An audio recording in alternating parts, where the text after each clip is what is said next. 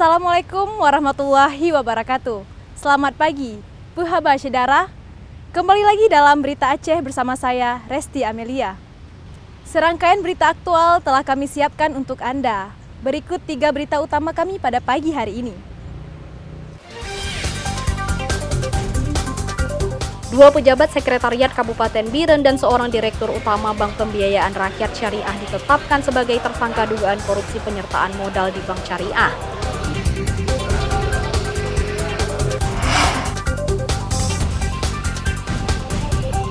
Anggota komunitas Aceh Spearfishing menjual ikan hasil tangkapan yang dananya untuk membantu rakyat Palestina.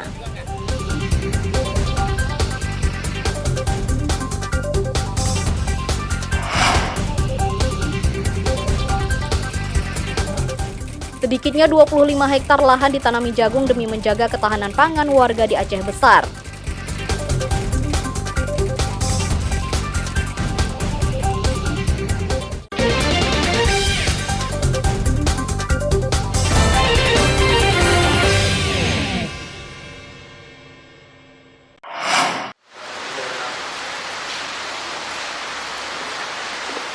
Dua pejabat sekretariat daerah Kabupaten Biren dan Direktur Utama Bank Pembiayaan Rakyat Syariah (BPRS) ditetapkan sebagai tersangka dugaan korupsi dana APBK tahun 2019 sampai 2021. Ketiganya diduga terlibat penyelewengan penyertaan modal pada BPRS Kota Juang, Biren. Penetapan ketiga tersangka setelah tim penyidik Kejaksaan Negeri Biren memeriksa sejumlah saksi dan menemukan barang bukti.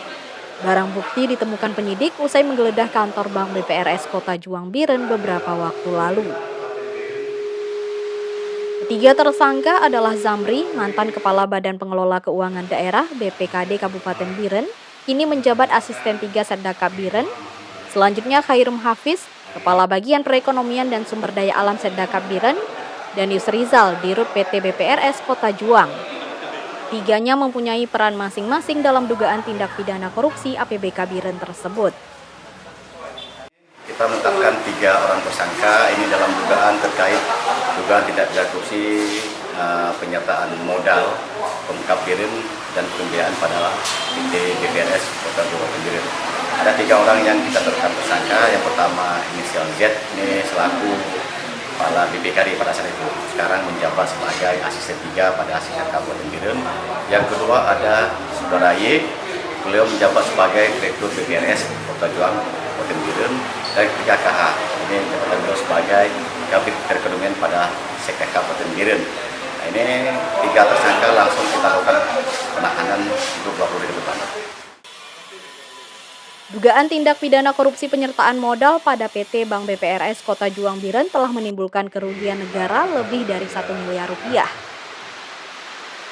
Penyertaan modal pada PT BPRS Kota Juang melanggar ketentuan Undang-Undang Nomor 21 Tahun 2008 tentang Perbankan Syariah. Bahkan tersangka mengkondisikan pembiayaan fiktif petani, padahal dana tersebut diduga digunakan untuk kepentingan pribadi. Ketiga tersangka ditahan di Lapas Kelas 2B Biren sejak 1 November 2023 hingga 20 hari ke depan untuk pengembangan penyelidikan. Ketiga tersangka diancam hukuman penjara selama 5 tahun. Kasus ini masih terus dikembangkan untuk menemukan tersangka baru. Tim Liputan melaporkan dari Biren.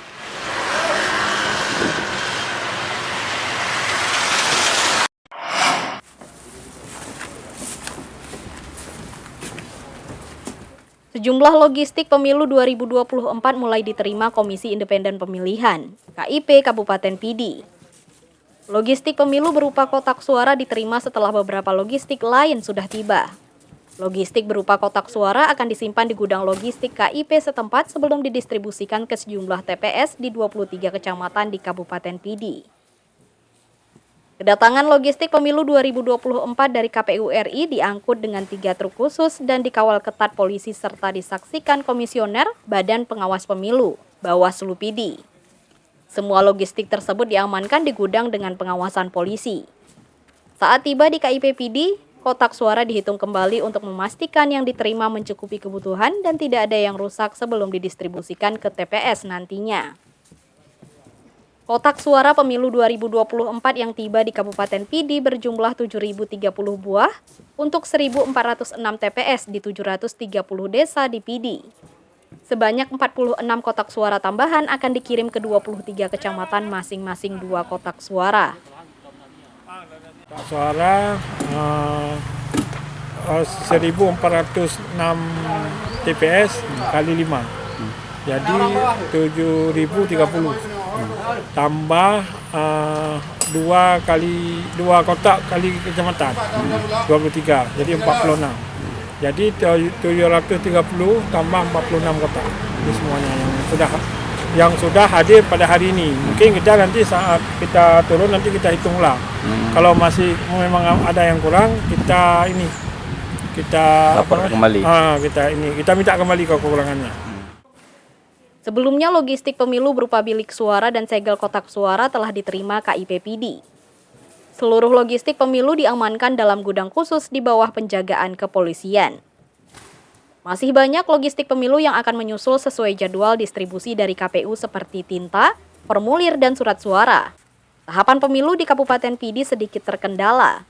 Hingga saat ini belum ada komisioner KIP yang definitif akibat belum ditetapkan oleh KPU RI, menyusul kisruh internal di DPRK Pidi belum ada titik temu. Tim Liputan melaporkan dari Kabupaten Pidi.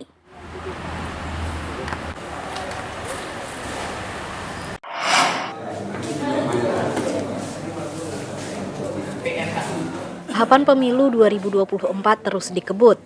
Komisi Independen Pemilihan KIP Kota Langsa menggelar rapat koordinasi Rakor. Rakor untuk finalisasi dan verifikasi data bacalek DPRK Kota Langsa yang akan dicantumkan dalam surat suara. Rakor finalisasi data bacalek untuk memastikan seluruh data tidak ada yang salah ketika dicantumkan dalam surat suara. Rapat yang digelar di Aula KIP Kota Langsa diikuti perwakilan partai politik peserta pemilu 2024. Finalisasi dan verifikasi data surat suara diantaranya kesesuaian nama, gelar, daerah pemilihan atau dapil, serta logo partai. Dengan demikian, saat DCT diumumkan tidak ada lagi protes dari para caleg.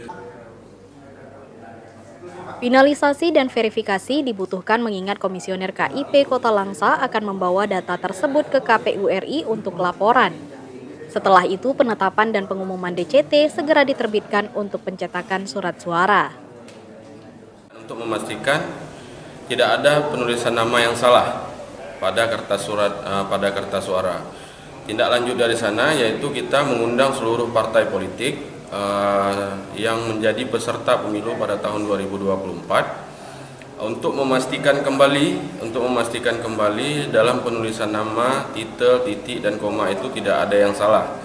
Karena itu akan kita laporkan ke KPU RI sebelum penetapan daftar calon tetap pada tanggal 3 November ditetapkan dan diumumkan pada tanggal 4 November.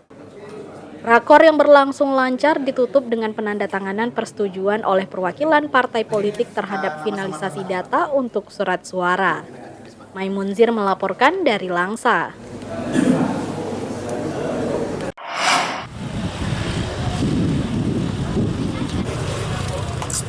Berbagai cara dilakukan warga Aceh untuk membantu rakyat Palestina.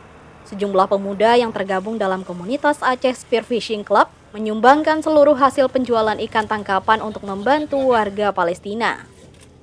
Hasil tangkapan anggota komunitas penombak ikan ini digelar di dermaga Pelabuhan Ulelu, Banda Aceh. Ikan segar ditawarkan kepada warga secara daring dan langsung di lokasi.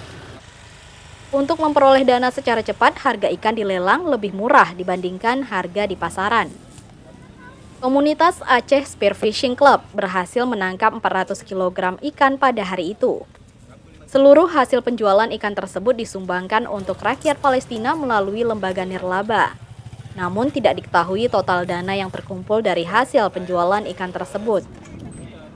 Kita memang sudah lama merencanakan untuk latihan amal ini, alhamdulillah bisa terselenggarakan 2 hari kemarin dan alhamdulillah hasilnya lumayan maksimal. Mudah-mudahan kami capai target untuk membantu saudara kita di Palestina. Sedikit pergerakan dari kami lebih baik daripada dia. Untuk target kita minimal kita bisa ngirim 10 juta. Kita lihat rezeki hasil akhir nanti berapa yang kita dapatkan. Semoga komunitas-komunitas lain juga bisa melihat pergerakan kami dan bantu saudara kita di Palestina. Lelang ikan untuk Palestina disambut warga secara sukacita. Selain bisa membeli ikan segar yang lebih murah, sekaligus dapat menyumbang untuk rakyat Palestina. Bahwa di mana saudara kita di Palestina, di mana mereka mempertahankan tanah yang seharusnya kita bersama seorang Muslim itu bersama-sama kita pertahankan. Tapi inilah komitmen teman-teman seperti Bang Ajit dan kawan-kawan memberikan kontribusinya, baik itu harta, kemudian pengorbanannya, dan kami sangat terbantu.